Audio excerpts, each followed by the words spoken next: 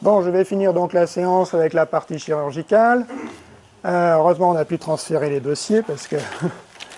Alors, Monique vous a montré tout à l'heure l'aspect anatomique un petit peu de la thyroïde, hein, qui est assez simple, avec cette espèce de double sablier et les parathyroïdes, donc, qui sont autour. Il y en a deux supérieurs, deux inférieurs, ça c'est la norme. Mais bien sûr, il y a toujours dans notre profession des petits éléments qui nous perturbent, puisque parfois, bien sûr, il peut y en avoir une cinquième qui peut se trouver dans la loge thymique, c'est-à-dire juste en dessous de la zone thyroïdienne, ou franchement ectopique, quelque part sur le trajet de migration embryonnaire qui part globalement de la zone pharyngée jusqu'à la thyroïde. Donc ça peut se retrouver un peu n'importe où, une parathyroïde, et bien sûr, ça augmente un peu les difficultés dans certains cas. Diapositive, alors c'est moi qui mens. Ouais. Voilà, bien sûr, la première chose pour nous, c'est de sélectionner ceux qui seront candidats à la chirurgie. Donc, ils vous ont bien expliqué du côté des différentes possibilités. Bien sûr, il y a l'hyperparathyroïdie primaire, donc, qui est globalement représentée par l'adénome. Il n'y a que 1% en gros de cancer parathyroïdien, donc c'est vraiment exceptionnel. Et ça se résume toujours de toute façon à une chirurgie qui est salvatrice globalement dans 100% des cas, en cas de cancer bien sûr. Alors pour l'hyperparathyroïdie primaire, bon, ce n'est pas tout à fait le but de la réunion, mais on a sélectionné bien sûr les éléments qui nous feront intervenir dans ce cadre-là. Ce sont les sujets jeunes. S'ils sont symptomatiques, ils vous ont expliqué un peu les éléments cliniques qui allaient se manifester dans ces cadres-là. Si c'est évolutif, évidemment, si au fur et à mesure la calcémie, voire la parathormonémie augmente, on sera tenté bien sûr d'intervenir, ou dans le cas d'une symptomatologie, selon ces critères déjà indiqués précédemment. Je passe sur ces détails et on arrive sur l'hyperparathyroïdie secondaire. Donc là aussi, ils vous ont indiqué les éléments qui vont nous faire franchir le pas vers la partie chirurgicale. C'est une hyperparathyroïdie qui évolue donc depuis des années, qui résiste aux traitements déjà cités, avec des signes cliniques, radiologiques, comme l'a expliqué Kérédine, ou biologiques. Là aussi, je vais faire un peu plus vite. L'hyperparathyroïdie tertiaire, donc post-greffe rénale, elle est quand même très rare. Là aussi, il y a des critères pour intervenir. Je passe un peu sur les éléments qui ont déjà été indiqués précédemment par mes collègues. Alors ensuite, il faut la repérer, ou ces parathyroïdes. Dans l'hyperparathyroïdie primaire, comme dans la secondaire, globalement, on peut faire deux examens, l'échographie et la scintigraphie. Avec ces deux éléments, globalement, on a 90% de sensibilité et donc de repérage préchirurgical. L'échographie peut être gênée évidemment si la thyroïde est nodulaire, puisque entre un petit nodule en bordure de thyroïde et une parathyroïde qui peut bien sûr jouxter la thyroïde, la distinction n'est pas toujours facile. Donc heureusement, on a aussi la scintigraphie MIBI. Alors là, c'était sur une autre diapo, mais comme il y avait un problème de compatibilité, je vous la montrerai à la fin. Cette scintigraphie MIBI obéit à un simple critère. On fait une soustraction entre deux scintigraphies. Une scintigraphie au technétium qui va montrer la thyroïde et une scintigraphie au MIBI qui, elle, va montrer la thyroïde et les parathyroïdes. On fait une soustraction et on obtient théoriquement que la parathyroïde. Je vous montrerai ce que ça donne à la fin. Une fois donc qu'on est orienté, voilà la fameuse diapo trop grande, eh bien on opère. L'incision est cervicale, antérieure, à la base du cou. Auparavant, on faisait des grandes incisions. Maintenant, on a tendance à réduire cette incision pour avoir moins de rançon esthétique et la faire du côté, évidemment, où l'on a l'adénome supposé. Et en cas, par contre, bien sûr, d'hyperparathyroïdie secondaire, comme on va s'occuper de toutes les glandes parathyroïdes, on fait une intervention avec une incision classique, donc comme une thyroïde à la base du cou, médiane, symétrique de chaque côté. Le principe, donc, c'est de repérer la parathyroïde. Donc, la thyroïde est souvent devant, on la refoule. On va se retrouver confronté avec notre élément clé de la zone, qui est le nerf récurrent, qui, je vous rappelle, innerve donc la mobilité des cordes vocales. Ce nerf récurrent n'est pas systématiquement repéré, mais il faut bien sûr l'éviter et le repérer dans certains cas de parathyroïde profonde. Alors vis-à-vis chirurgical, une fois que l'on a retrouvé notre parathyroïde, dans l'hyperparathyroïdie primaire, donc en cas d'adénome, il faudra un examen extemporané pour bien nous dire qu'on a bien pêché une parathyroïde et non pas un nodule thyroïdien qui peut être dans certains cas assez similaire ou un ganglion.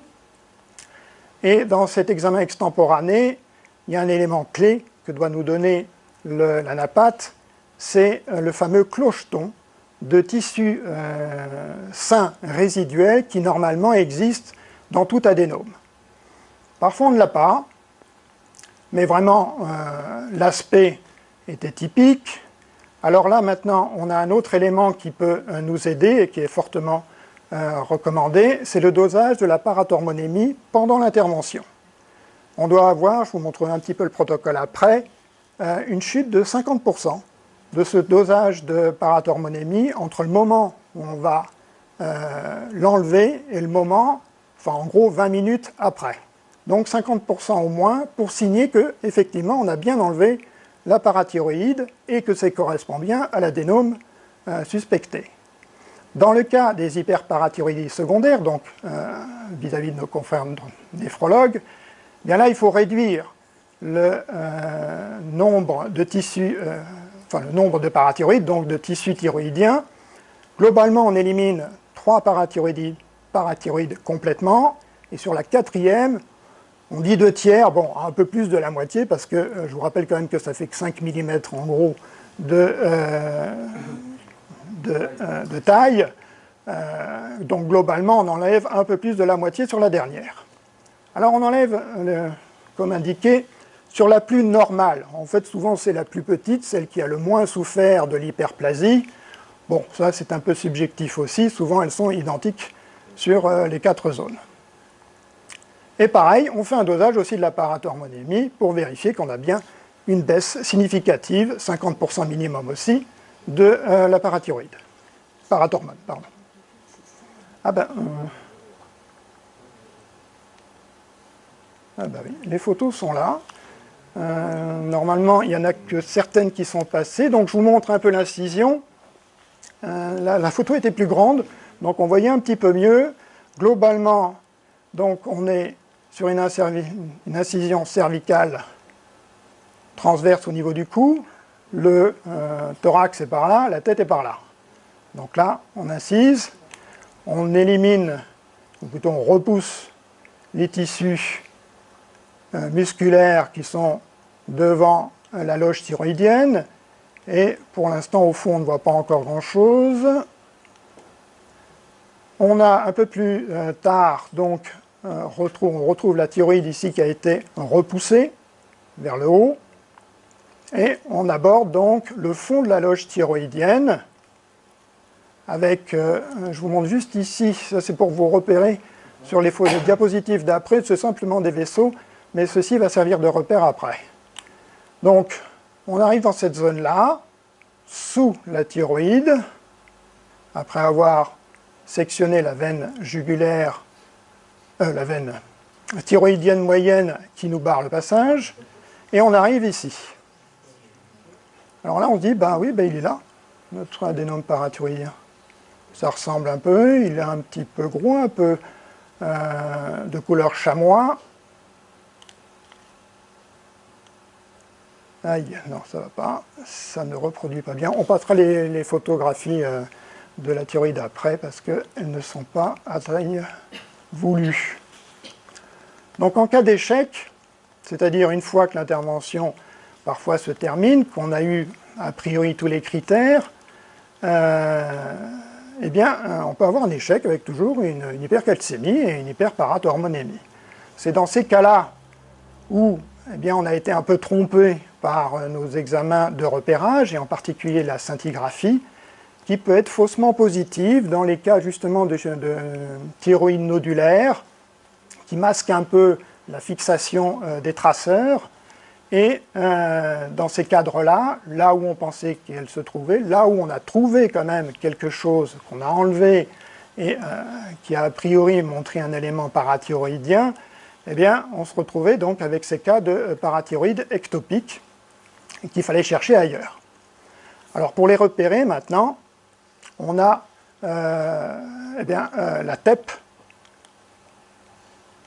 donc la scintigraphie couplée au scanner, qui nous permet justement d'aller retrouver ces parathyroïdes qui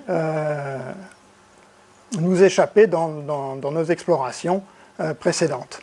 Et c'est là où on trouve en fait ces petites parathyroïdes, parfois logées dans des endroits donc, tout à fait incongrus, comme des fois par exemple le sinus piriforme dans la zone pharyngée, ce qui correspond, comme je vous l'ai dit, au trajet en fait, de migration de ces éléments parathyroïdiens.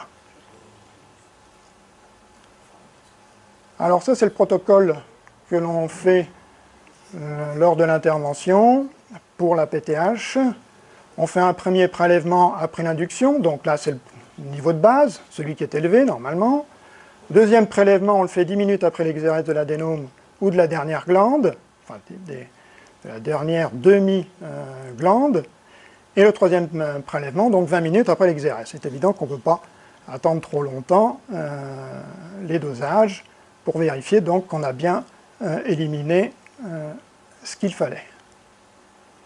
Et puis une fois que l'intervention est terminée, donc, on est a priori content, on a eu une baisse de notre calcémie, qui peut bien sûr aller bien plus dans l'autre sens, puisqu'elle a mis au repos les autres, et on se retrouve donc avec une hypocalcémie qui est en général transitoire, qu'on ne traite en gros que lorsqu'elle est sous la barre des 2 millimoles par litre, et qui est supplémentée soit par calcium simple, péros en général, soit par analogue de la PTH, type 1-alpha, que l'on va, théoriquement au fur et à mesure, sevrer. Alors quant à la PTH qui reste élevée, ça n'a pas d'importance particulière dans les cas d'adénome, puisque ce n'est pas représentatif d'une anomalie, c'est surtout notre calcémie qui va nous servir de base. Et donc la PTH ne se dose pas spécialement pour nous en tant qu'adénome en post-opératoire, à la différence des confrères néphrologues pour la partie hyperplasique. Alors, je voudrais avoir les photos de chirurgie qui sont peut-être plus...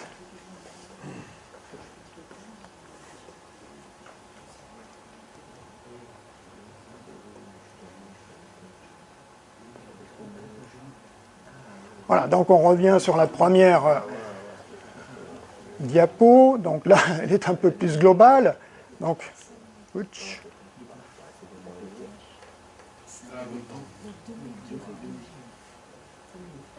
ça va?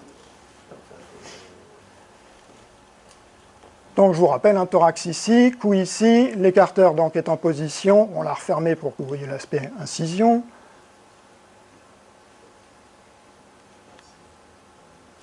Ça passe pas au fur et à mesure? Il faut appuyer.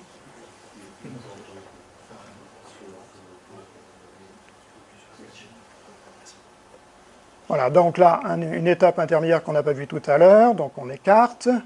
On refoule donc la thyroïde qui est ici. On plonge dans la partie sous-thyroïdienne à la recherche ici, hein, c'est un adénome hein, qu'on cherche. Ensuite, image agrandie, donc toujours notre thyroïde ici, avec ici la zone suspecte potentiellement d'adénome. Je crois qu'elle est à l'envers, vas-y. Et en fait, ce que je vous montrais juste avant, ben, c'était ça, mais ce n'était pas ça en fait. Ce qu'on suspectait, mais qui n'était pas l'adénome, il est ici, en dessous. Le voilà.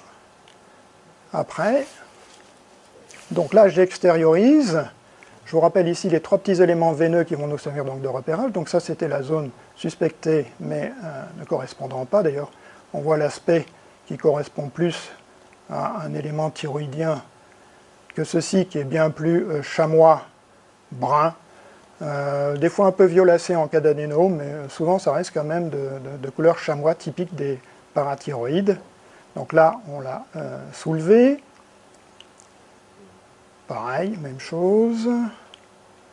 Voici l'adénome, donc vous voyez, pas très grand, hein, 1 cm de diamètre, couleur chamois. Encore plus tard. Et alors, je vous avais montré là les 3 petites veines de repérage. Donc là, j'ai repoussé la petite zone où se trouvait, vous voyez, la coagulation est là, cet aspect de petit nodule thyroïdien qui s'est trouvé donc ici, que j'ai repoussé ici. Et donc l'adénome se trouvait ici. Et qu'est-ce qu'on voit ici? Ben, le nerf récurrent qui est juste en dessous. Et que donc, bien sûr, on n'a pas spécialement repéré dans ce cadre-là. Mais à la fin de l'intervention, je n'ai pas pu m'empêcher d'aller voir où il se trouvait pour bien voir que, bon, il était bien épargné. Et donc, ben, il est quand même très jouxtant. Ici, on est sur un côté gauche, donc il arrive du thorax, remonte sous la thyroïde et va se plonger ici sous le muscle cricothyroïdien pour innerver donc la corde vocale gauche. Diapositive. Alors voici la fameuse scintigraphie de soustraction. Donc là, ça a été fait à l'iode 123. Là, c'est en fait le couplage classique entre le MIB et le technétium.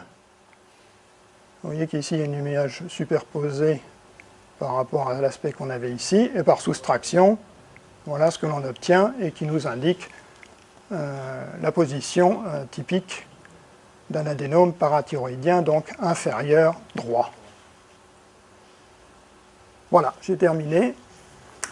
Merci.